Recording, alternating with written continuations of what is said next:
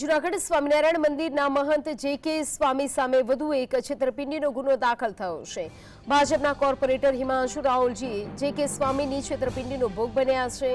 સુરતના ward number 22ના ભાજપના corporator Himanshu રાहुलજી સાથે જે.કે. સ્વામીએ 1 કરોડ રૂપિયાની છેતરપિંડી કરી હતી। ત્યારે હવે સુરતના વોર્ડ નંબર 22ના કોર્પોરેટર સાથે છેતરપિંડી થતા તેમને જે.કે. સ્વામી વિરુદ્ધ ફરિયાદ નોંધાવી છે।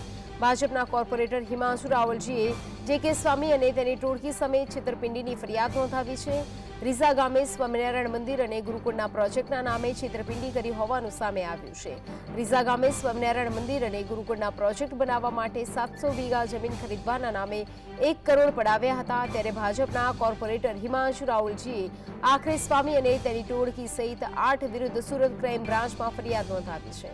ભાજપના કોર્પોરેટરે સુરેશ સારધુ જયકૃષ્ણ સ્વામી ઉર્ફે જે.કે. સ્વામી સામે ફરિયાદ નોંધાવી છે। સાથે જ નીલકંઠ ડેવલપર્સના ભરત પટેલ, અમિત પંચાલ, રમેશ પંચાલ, પાર્થ ઉર્ફે મંસૂર અને મૌલિક પરમાર સામે ફરિયાદ નોંધાવી છે।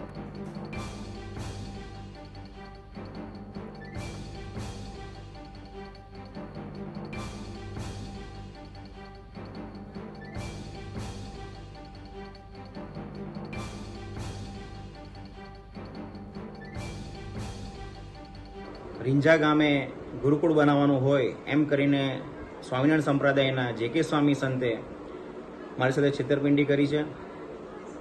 અલગ અલગ વ્યક્તિઓ સાથે ભેળવીને એ લોકો સાથે મળીને ચીટિંગ કર્યું છે। અમારે સ્વામિનારાયણનું મંદિર બનાવવું છે, સંતોના નામ પડશે, અમારા સંપ્રદાયનું નામ પડશે તો જમીનોનો ભાવ વધી જશે, એટલે અમારા સંપ્રદાયની બહારની વ્યક્તિ હોવી જોઈએ જેથી અમારા સંપ્રદાયનું નામ કશે ખુલે ને જમીનોનો ભાવ વધે નહીં। આવું કરીને 1 કરોડ 1 લાખ રૂપિયાની મારી સાથે ઠગાઈ કરી છે। તેઓ એમઓયુ કરનાર ભરવાડ, એમના પીએ, વચેટિયાઓ બધા સહિત 8 થી 9 જણાની સામે અમે ગુનો દાખલ કરાવ્યો છે। લગભગ 2-3 વીઘામાં અમે આશ્રમ ચલાવીએ છીએ અને સેવા કરીએ છીએ, થાય એટલી પ્રભુ ભજન કરીએ છીએ। હવે ભરત મંજી ગડાદરે જે વિશ્વાસ આપેલ તેવું કશું જ હતું નહીં અને વાત કંઈક જુદી જ નીકળી અને ખરેખર મને કોઈ પૈસા કે જમીન આપેલ નથી। એવો ખોટા પૈસા કોઈ પાસેથી મેં લીધેલ નથી અને જો લીધા હોય તો સાબિત